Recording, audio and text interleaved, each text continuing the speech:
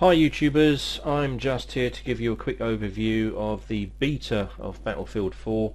If you are a premium member for Battlefield 3, then I think you automatically qualify to get the Battlefield 4 beta access, which is a one map multiplayer access that you can install on your PC through Origin. So as you can see here, I've got the exclusive beta. Before I start, let me just open my GeForce experience. This will just give you an idea of the type of rig that I'm using to demonstrate Battlefield 4 beta. So if I look at my rig, we can see that I've got a GeForce GTX 480 graphics card. I'm on an Intel i7 970 processor at 3.2 GHz, and I've got 12 gigs of RAM, and my current resolution is set to full high definition. I've got the latest drivers installed, and my operating system is Windows 7 Ultimate.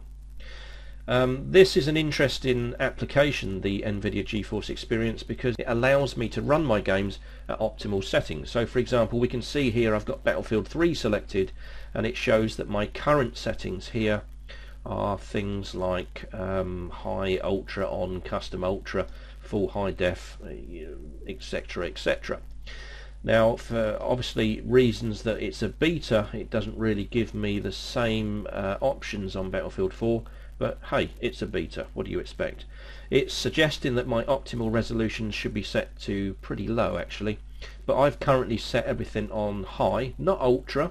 I just thought I'd set them on high. I want a fairly smooth demonstration on this game. So that's my rig, that's how I've set it up, so let's go ahead and play the game.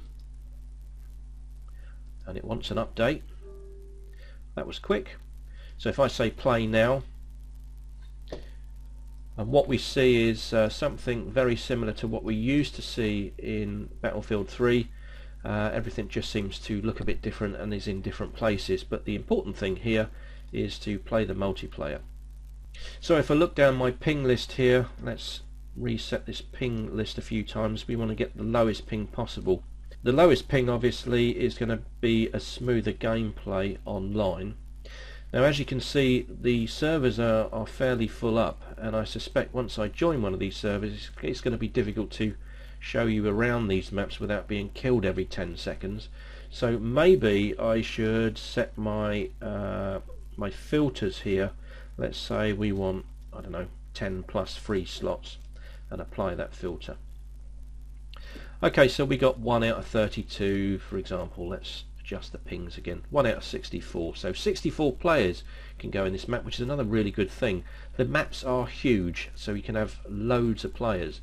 So I'm going to select this one, which is a server in London, and this map will be the Siege of Shanghai. So I'm going to join the server, and I'll see you in the game. So here we are. It's loading up at the moment. We're going to go straight into our first window here, and what we can see on the bottom left hand corner is a view, and this view would normally be from a team member, but it looks like there are no team members on here. But same things as usual.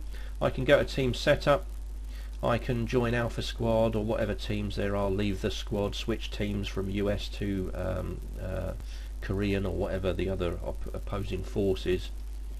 We have the same sort of things that we had before. We've got assault, we've got engineer, support and recon, and of course we can go into the loadout of our weapons and all sorts of things like that. I'm just going to stick to general assault and just take the defaults of whatever I've got there. So let's just go straight in and deploy. So as we can see, I've deployed right in front of a couple of vehicles that I can... What's that? It's another tank. Okay, so yeah, as before,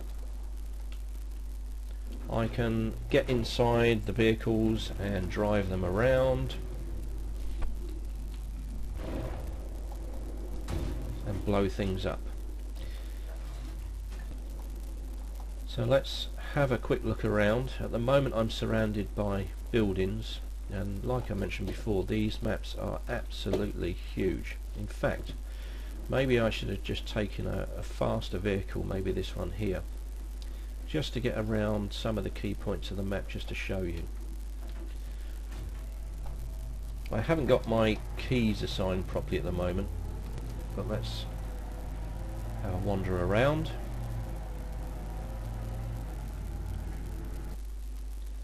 So as we can see, bottom left hand corner we have our scanner showing us the different waypoints. So the closest one to me is A, so let's go and have a look at A. I'm already capturing the flag because I'm close enough to it, but let's go up there anyway and have a look.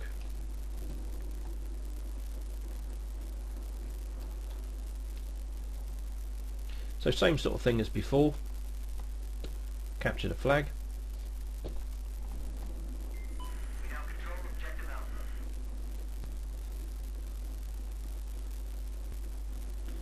So we can see here that I'm running towards a central square that looks like you know, a place of importance.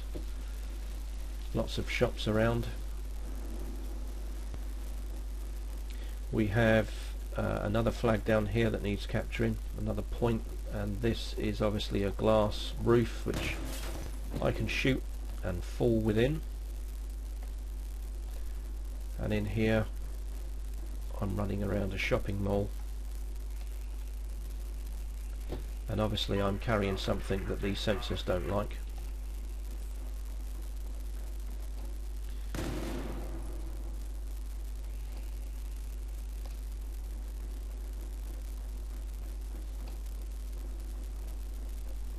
We've got other various weapons dotted around.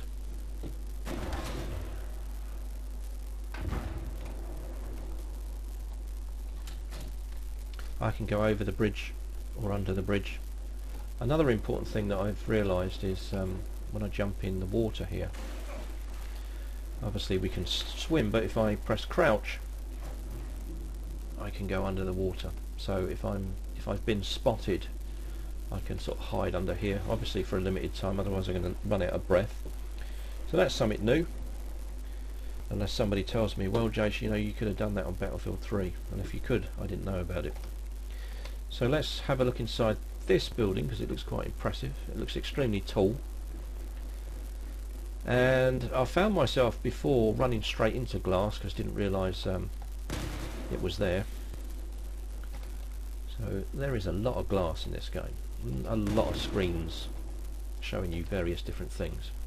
So here we have some lifts, so let's go in here and let's press the button and the door closes, and I can watch the tally while I'm going up the lift with some very nice people in there shaking hands.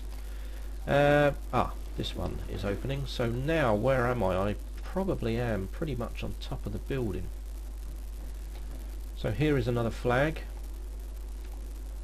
and if I look over here, it is a long way down.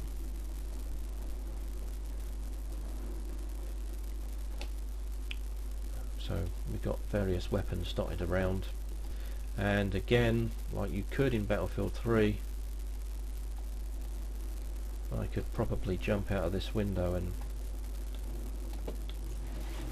pull my parachute, and there's nothing stopping me from, you know, landing on another building. So from a recon point of view, it's great. This map is huge and there are loads of places that you can hide. Loads of building tops to stand on top of.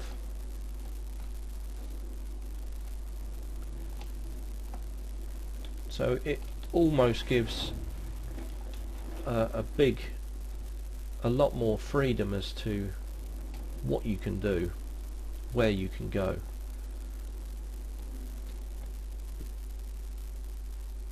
So I'll tell you what I'm going to do. I'm going to stop the recording here, and I'm going to join again with some extra players just to show you the kind of action that you can expect. And bear in mind that I haven't got my graphics up to ultra. Maybe I should try that after. So I will see you amongst another team of players, and you know, I probably won't last very long, but what the hell. So here I can see I'm in this squad, and this chap called Duke is obviously driving this vehicle at the moment, or running behind. I think he's running behind. So if I can switch between views. So let's go for Duke. I'm going to deploy on him. There he is. I'll follow him for a minute. So there is an awful lot going on around us.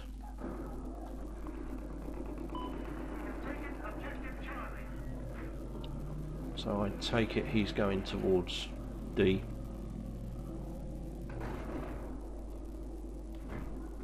I'll follow him.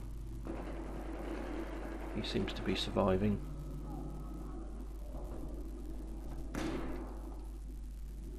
Okay, let's go for E, seeing as though we need to take E.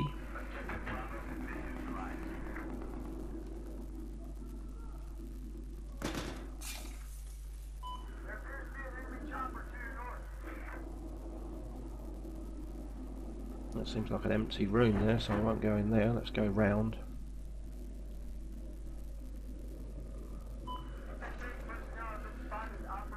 So here is E. Somebody already got here before me. So as with Battlefield 3, the more of you near a flag to be captured, the quicker you're going to capture it.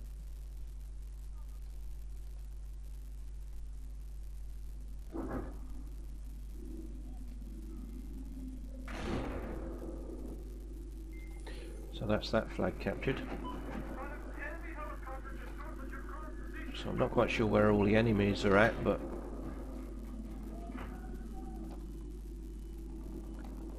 let's try and find some action. I'm sure it'll find me in a minute.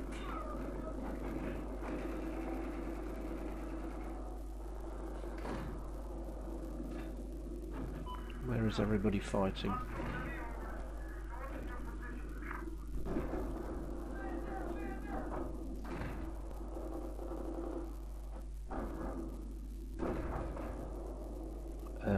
Okay, there is a tank coming. Let's wake him up a bit.